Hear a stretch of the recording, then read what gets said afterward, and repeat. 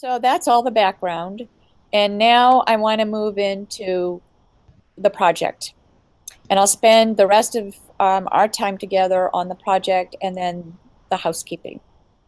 So to give you the big picture, we have assessments and we have implementation.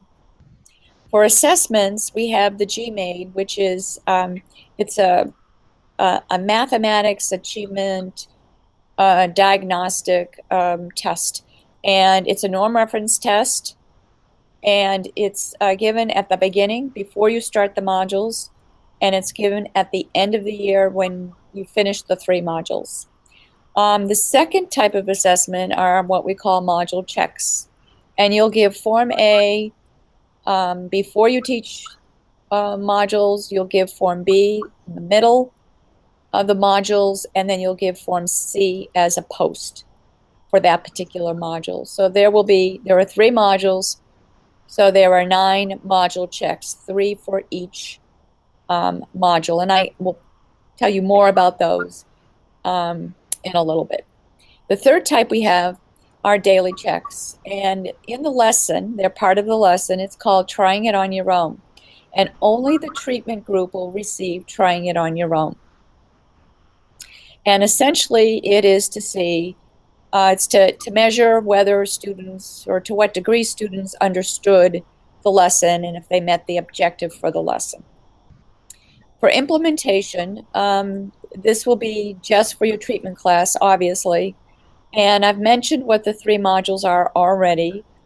We're asking that you teach them 3 times per week. Is that doable for you, Mr. Paxton? Yes, ma'am. All right. All right, 3 times, good. And what is the length of the class period? 50 minutes. 50 minutes. Okay, great. All right, and then for your comparison class, that will be business as usual. So that means what you're doing now, no change. You just keep on doing those practices. The next thing that's important for you to know is that these modules, you know there are 3. The topics were chosen as critically important for algebra, and so that hence algebra readiness. And we do not even pretend that all of the modules are tapping all of the texts or the TEKS. That's not the case. The 3 topics for the modules were chosen based on an advisory group we had with the first grant that I described a few minutes ago. That grant was 4 years ago. And we also had other people provide input about what topics should we be focusing on. They all use mathematically correct language, of course, and they address mathematical misconceptions, and they also address mathematical thinking. And there are 3 types that we really focus on. The first is flexibility, and that's quite simply that there are many ways to solve problems. Generalizability is the second, and it really is intended to help students see patterns or structures in mathematics to help them make generalized statements about a class of problems. And I'll give you an example of one of those in a little bit. And then reversibility is the third one. And an example would be, given the answer, create the problem, such as find 2 fractions whose sum is 5/8. And so usually the way students see this kind of problem is the other way around. They'd be given 2 fractions to sum, and they would have to come to the answer of 5/8. But that's not what reversibility is about. And so we have a number of problems included that focus on reversibility, and it really gets students to think more about the mathematics and how computation works, or, you know, as an example. And it's really interesting, actually, when students are working on reversibility problems, to circulate among them and listen to what they're saying about the possible solutions to the problem. Okay, so I'm going to tell you what is coming up next, and that is we're going to get into the lesson notebook. But before we do that, I do want to tell you about the components.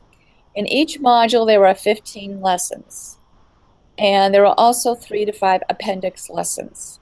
The lessons are scripted, and we've already talked about the dosage and the time.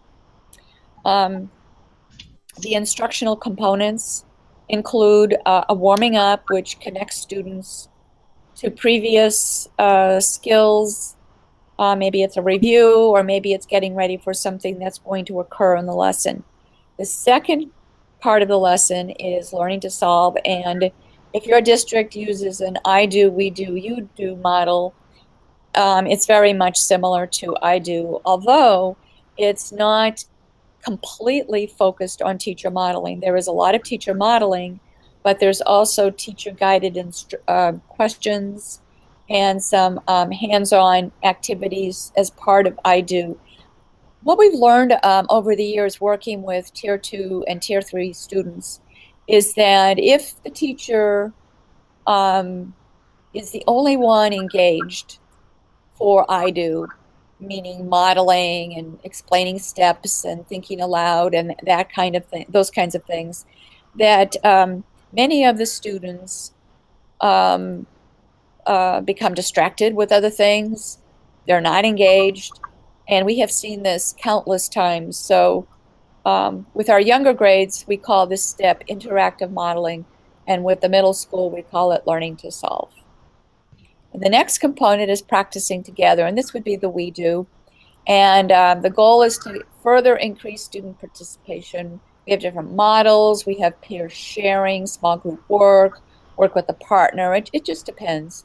So there's less teacher modeling. There are more open-ended questions, and in some cases there are some games. But there are also activity sheets. And then there's trying it on your own, or you do. And this is what I was talking about as a progress monitoring measure where the students complete the 4 problems, and I'll show you what those are shortly. And then the final part is wrapping it up. And that could be viewed as an exit ticket, but it essentially is closure. What's the takeaway message? So with that, I want to move to, let's see here, the teacher lessons. So if you could open your teacher lessons notebook and your student booklet and your teacher masters. I'm going to walk you through. And you should have in front of you your teacher lessons. And we're going, as I said, we're going to work across these different materials so you can see how they're connected. And all right, so open to lesson 1 and open your teacher masters to lesson 1, and then open your student booklet to lesson 1.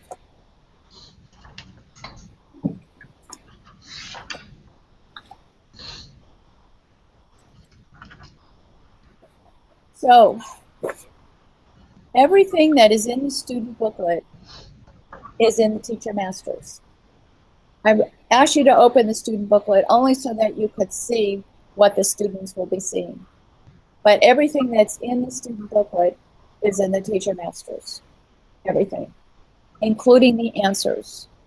And I'll say this a couple of times just to make sure that it's really clear that what the students have, you also have a copy of it, plus the answers. So that's good.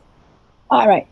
So I'm going to just walk you through, and please bear with me. I will not do this with all 15 lessons, but I think it's important to go through one lesson so that you can see how they're constructed. And then I'll show you pieces of other lessons that relate to some of those ideas that I was talking about earlier. So on page 1 of lesson 1, you see the information for you. So it talks about the objectives, and all of our modules have been mapped to the text, the 2012 text. There's also vocabulary and requisite vocabulary. And then there's the misconception that I mentioned earlier. We do really work on misconceptions. There are teacher materials and student materials. Now, do you have whiteboards for your students? Yes, ma'am. Good. And do you have a projector? Yes, ma'am. Okay. Do you have an Elmo document camera? Yes, ma'am. It's called different things in different places. I was in a district the other day and they said, oh, we have a ladybug. And I said, what's a ladybug? I said, oh, it's a document camera. I said, okay, all right, different names, same thing. Obviously, I'm assuming you have chart paper and you have two colored chips for the integers. No, but we're getting some for him. All right, you will definitely need the two colored chips. And if they're currently being ordered, that's super because there are a couple of steps that have to occur before you actually start. So Okay. that should be okay. Then you can see what the students need, and we will be shipping you student booklets, and then you have the others.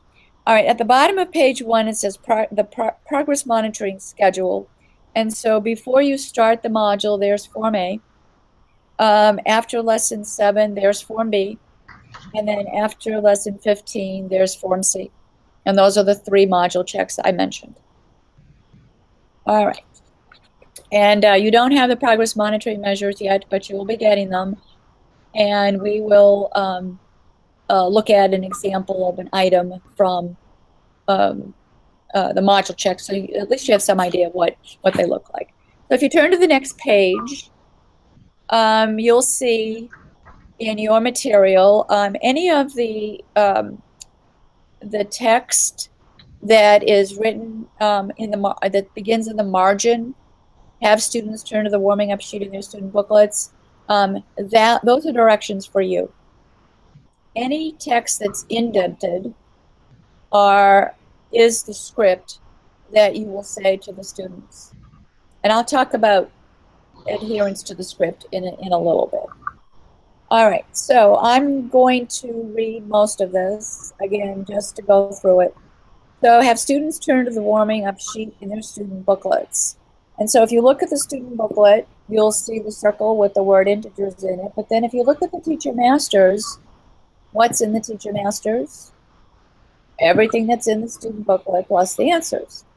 So there's the copy of the circle with the word integers in it. And draw a circle on the chart paper, and it's important that you do that, and then you're going to keep it. You're going to display it for the duration of the module, and you might even keep it up actually for the duration of the project, because anytime something else is discussed or an idea comes up that is an aha moment, then you can walk over to your web and the semantic map, and you can add the idea so that the students can see, oh, that relates to integers as well. So today we will start by thinking about integers. Write everything you know about integers in your student booklets. And if your students haven't done a semantic map before, you may have to model for them on the chart paper how to get started with that. And then it moves back to you. Ask for student responses. Ask for students to clarify, provide examples, add ideas to the concept. So the directions really tell you what's coming next.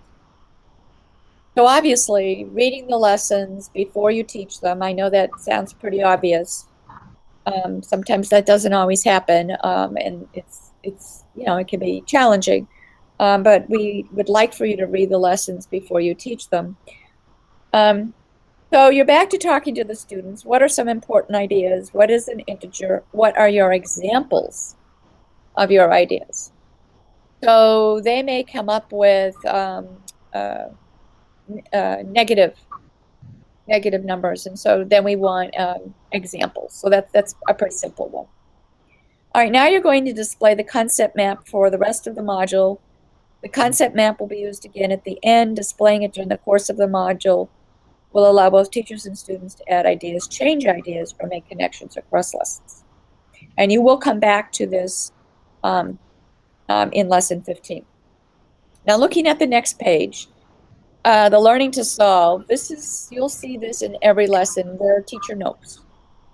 And what Barb has put in the teacher notes are things related to mathematically precise language, misconceptions that you might encounter that students have with this lesson. It's things of that nature.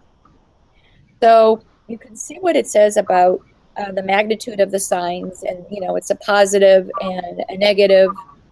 It's not a plus and a minus, and that's pretty important to be sure to use that mathematically correct language.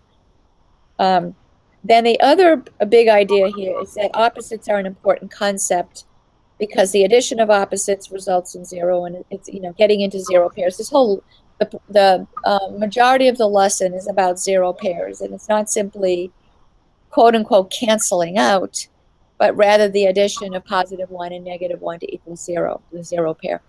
That is a really important idea, as again, as you all well know. They should understand that any real number and its opposite always sum to 0, and it's important that they understand to not think that addition is the opposite operation to subtraction. It is an inverse operation.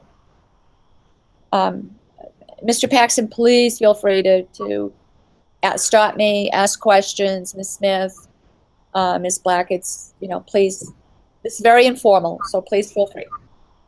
All right, now we're going into the lesson, and students model integers. So that's what's coming up using the 2 colored chips.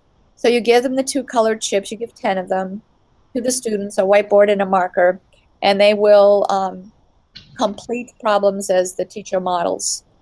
Now, how you manage your chips, that's your business. We've seen where in some classes teachers count out beforehand the 10 chips and put them in baggies, so that when it's time for the kids to have the chips, all you have to do is walk around and give each student a baggie of 10 chips. Some teachers like to count them out. That's going to take more time, instructional time, but again, that's up to you.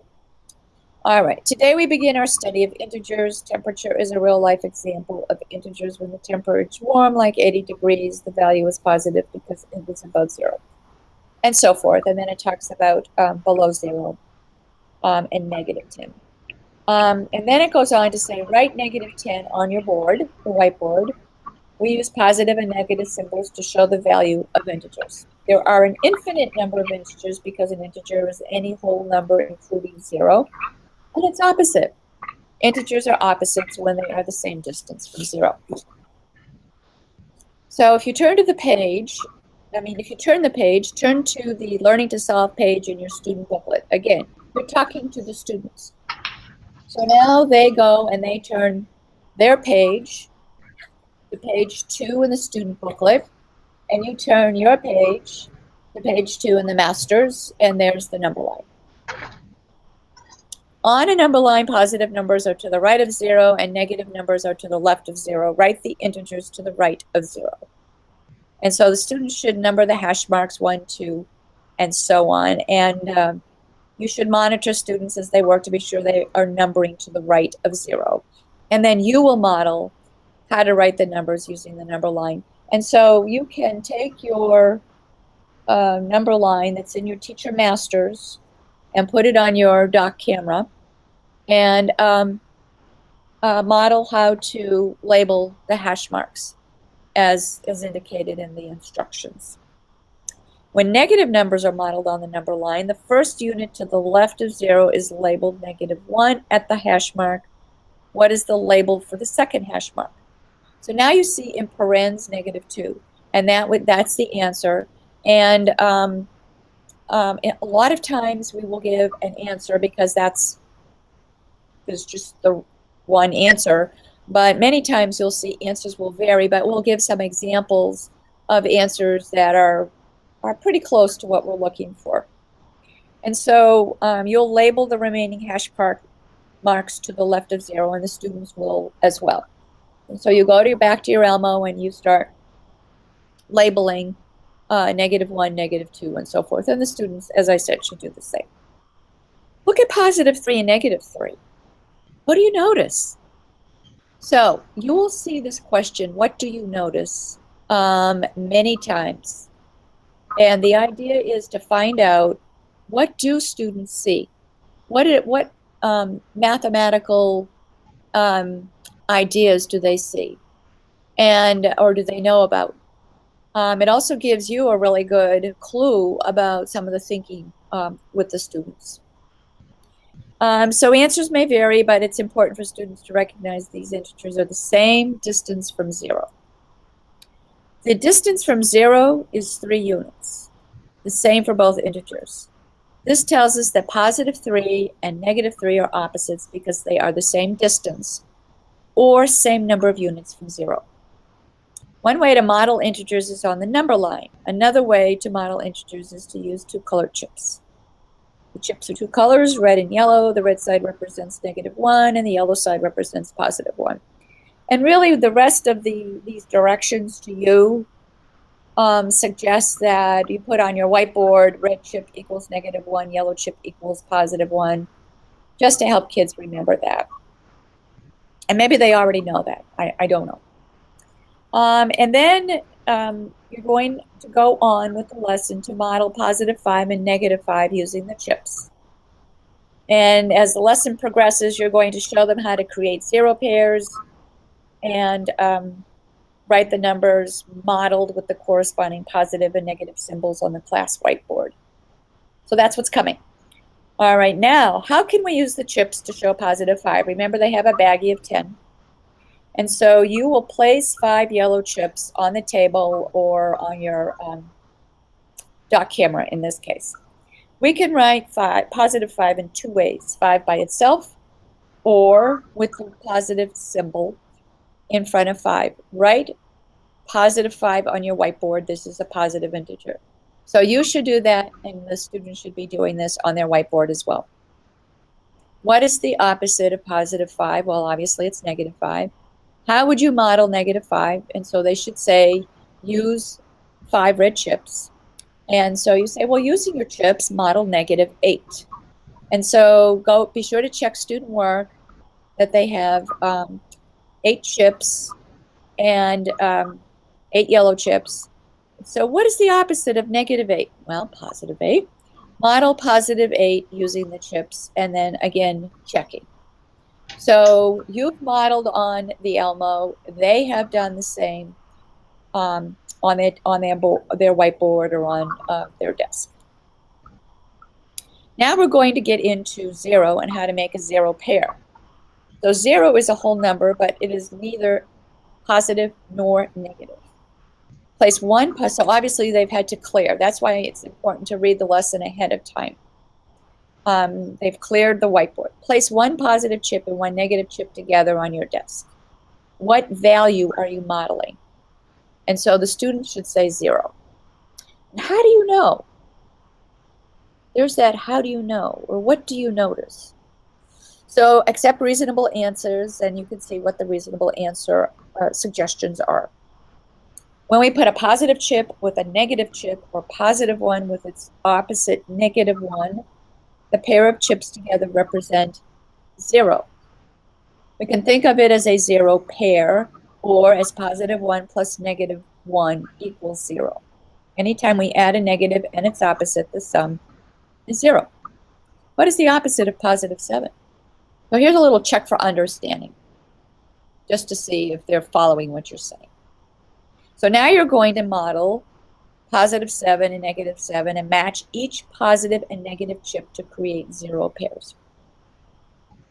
So you do that, and then you ask, are any chips left over or not matched? And the answer, of course, would be no. What is the value of +7 plus -7? And then they should say 0. So you can see there are multiple practice items here, opportunities to respond and modeling and checking for understanding. There's also the use of the concrete representation, and the number line would be a pictorial representation. So we put a lot of scaffolds in these lessons. Are any chips left over or not matched? What is the value? All right, great. place 4 chips on your desk. So obviously clear.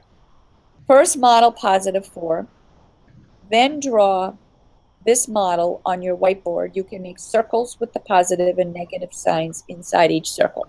And so you might want to show them this on the Elmo or put it up on your whiteboard. You know, what exactly you're talking about. Is that clear, Mr. Paxton? Yes, ma'am. Does that make sense? Yes, ma'am. Okay. So turning to page 6, take out 2 more chips. How could you model positive 4 using all 6 chips? So again, now we're into 0 pairs. Now using a total of 8 chips or circle, create another model for positive 4. So we're using the chips, and we're also aligning it with the pictorial representation of the circle with either the positive or negative sign. Because as the module goes on with the lessons, we fade the use of the chips.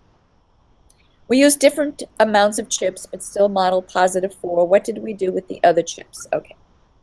So you're going to, all right, now we're up to practicing together. So practicing together, you're going to have them work in pairs. If you want them to work in small groups, that's fine too. And they will use a certain number of chips to model positive and negative integers.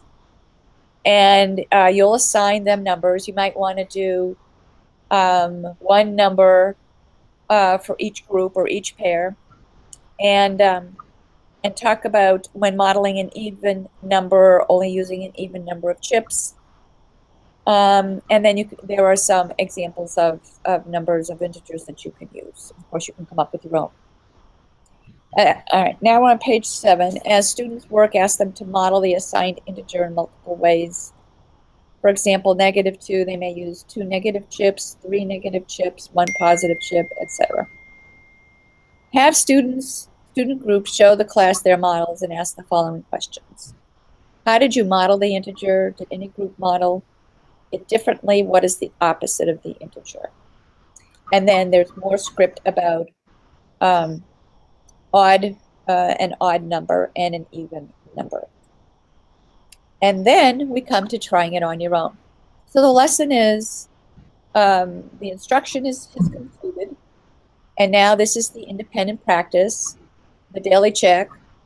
And if you look in your Teacher Master, page 3, you see trying it on your own. And that's, if you look in the student booklet, that's what you can expect to see in the student booklet. So it's the same material from the student booklet and the Teacher Master. The Teacher Master has the answers. So the students, have the students work on their own to complete the problems, give the answers to the students, and have them mark their answers as correct or incorrect. Put the sum the number correct at the top of the page, and then they will graph, and I'll show you that in just a minute. So if you look in the student booklet, page 3 is problems 1 and 2. And I want to do just a little pause here. Look at number 2. John said it is not possible to model -4 using 10 two-color chips. Is John's statement true? And then he has a no, his statement is not true. There are 2 of those choices. Yes, his statement is true. And there are 2 of those choices. And one of the things that we wanted to do was to tap not only procedural knowledge, but also conceptual knowledge.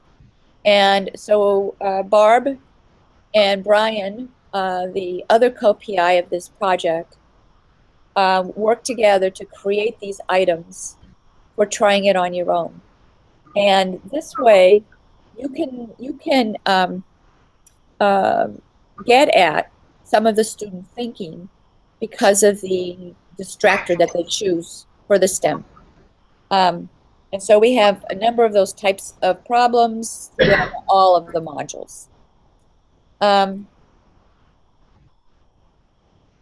in each one of the items that are like this, there is a misconception. And so that's built into the assessment to see, if they're picking the one that's the misconception, then, you've still got a problem. One of our research questions actually relates to these items, misconceptions, and then graphing. If you go to your teacher master and turn the page, page 3A, you'll see the answers. And that's where you can display the answers so students can correct their work. In other PDs, teachers have said, well, I want to work through the problems so that the students know how they're solved, or have a student work through the problem, and that's fine. It's perfectly fine, of course. Back to the student booklet. On page 4 there, you will see problems 3 and 4. There are 4 multiple choice problems for every trying it on your own. And then if you go back to the teacher masters, page 4, if you turn the page, what do you expect to see? Answers. The answers, yes. So they are available. You can put them on the Elmo. It's all done for you. All right. Now, bear with me. We're going to do a little flipping here. So in the back of, well, let's start with the student booklet. Do you see the extra practice tab? Yes. Yes, ma'am. All right. So hold on to that, and then lift up all of the student booklet materials prior to the extra practice tab. And we're going to work backwards.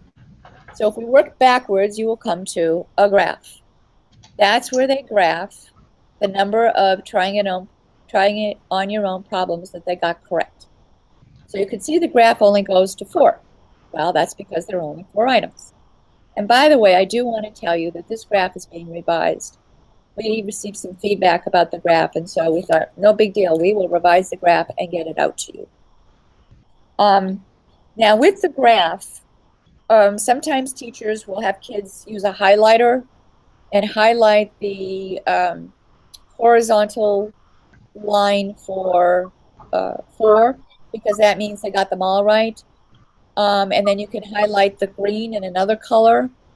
And I'll come back to this, so you'll see where I'm going with this idea, but I'll leave it there for now. All right, go back to your student booklet and work backwards. Now we've come to the generalization page. It's a table. And there's a place for generalizations. There's a place for an example. It could be a symbolic abstract example, an equation or whatever, and then an illustration, a picture, if it's if it's possible mathematically to draw a picture of an idea. If you keep going backwards, you see a lot of pages with lines, and those are notes, and you'll see why those notes are here. And if you keep going, you should come to a page that says notes, integers.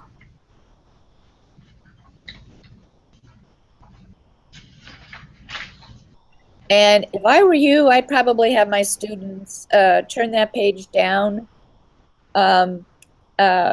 just so that it's easy for them to find it when they need to flip to the notes section of the student booklet. But, you might come up with a much better idea. All right. If you go to the teacher masters, as I said, everything that's in the student booklet is in the teacher masters. So the graph is there. The generalization page is there, the notes are there, okay? Because everything that's in the student booklet is in the teacher masters. It's a chant. All right. Now, finishing up with lesson 1, at the bottom of page 7, it's wrapping it up. And turning to 8, have students turn to the notes section of their student booklet. Now you know where the notes section is. Have students write examples, have students share their ideas. So that's talking to you. And you say to the students, we have been modeling integers. First, write 2 examples of integers, then write 1 to 2 sentences that explain what an integer is. And then you can use examples that we did in class or are from warming up. So this is the wrap up. Some teachers use it as an exit ticket, whatever works for you. Now, one thing we have found, Mr. Paxton, your students Are they, is there, are there struggles in their ability level? Is there a range? Are they mostly lower, higher? Mostly, How, go ahead. they're mostly lower. I have some that I feel like honestly maybe just like bad test takers, and they're really coming along, and there are gaps. Yes, ma'am. Okay. Do you have any special ed students in your class? Yes, ma'am. Okay. How many special ed students do you have? Just, can you recall off the top of your head? We're over maybe 5, 10, 5 Over to 10. five? About five? Okay. And is that in each class period or just one? Just no, that's just the one. Okay. All right. So we have found that sometimes teachers need to take a little more time with the lesson. And so they'll do part of it on day one and the other, and they'll finish it up on day two. We ask that you always give the trying it on your own. Because the students, if we don't have data on how they're doing with that lesson and you don't have data on how they're doing with that lesson, it's hard to know what they're getting it. And as you well know, mathematics is hierarchical in its structure and its learning progression. So it's important that the students are learning the earlier concepts that are presented at the beginning of the module. Okay. Oh, the other question I have, sorry.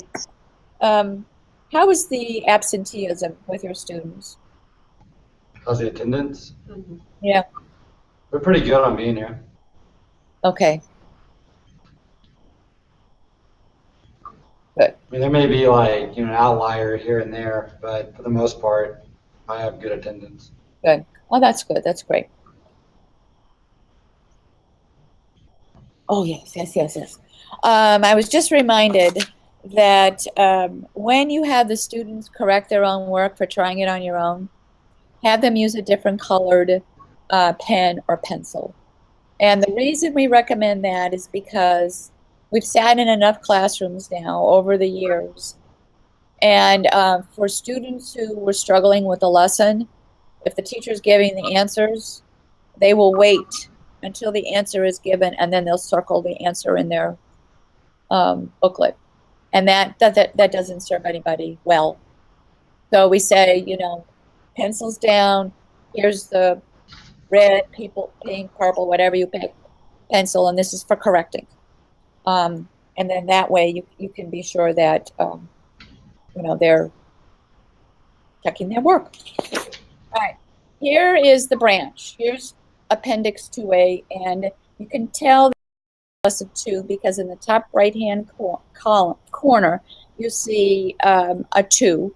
So it goes with lesson 2, and an A means appendix. And it's a lesson. And so they get more instruction on using the number line and so forth. And so that's what lesson 2 looks like, and that's an example of an appendix lesson. And if you keep going, you'll see there's an appendix lesson for lesson 9, and there's another one for lesson 10. And that's what we have, 3 appendix lessons in this module. All right, now let's go back. And by the way, I should point out to you, in your Teacher Masters, if you go to the back of the Teacher Masters before extra practice and you work your way back, and you can just thumb through, you will see appendix lessons.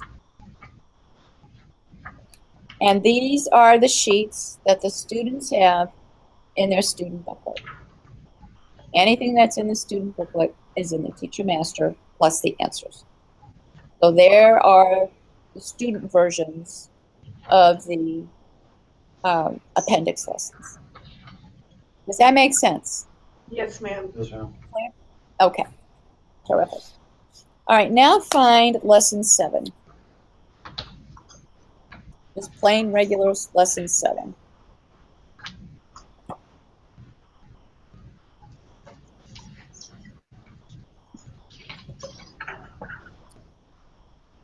And I'm not going to go through this entire lesson. But if you look at lesson 7 on page 1 of lesson 7, you'll see that it's about equations and inequalities. And if you turn to page 4,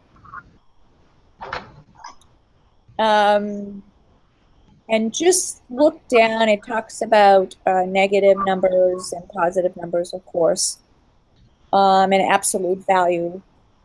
And then at the bottom of page 4, remember, this is to you. Students write comparison generalization statements in the notes section of their student booklets. That's that chart in the back, in the notes section that I showed you a few minutes ago. And if you turn the page, there's a lot of script. And I do have to say that for generalization lessons, what we're trying to do is to teach a pattern, teach the structure of a particular mathematical idea to form generalizations. And every time a generalization lesson is taught, the students will write the generalization in the back on the chart. Before lesson 7, there was a generalization created about adding and subtracting integers. So they've already done that generalization. Now think about a generalization for comparing integers. What do you notice when we compare a negative number and a positive number? What do you notice when you compare 2 negative integers, and so forth? And then it builds up, the lesson builds to lead the students to the generalization. And at the bottom of page 5, have students turn to the generalization page in the notes section of their student booklets, write the generalization in the teacher master's generalization sheet for students to copy. So you have a copy of the table because it's in the student booklet. And you will write the generalization and students will copy it. We have learned that if we don't do it that way and we just verbally tell them the generalization, it's too much auditory information for the students to retain. And struggling students sometimes have difficulty with memory. And so we just don't want to do too much cognitive overload, and that's why we just write the generalization for them to copy, and we give them time to copy. And, you know, if you have any students, Mr. Paxson, page 9 of lesson 7, you'll see a stop sign. And that tells you it's time for Form B. Remember, each module has 3, Form A before lesson 1, Form B after lesson 7. And then if you keep going and find lesson 15, guess what you'll see? A stop sign, right? And after you teach lesson 15, the next day, you can give Form C. Okay?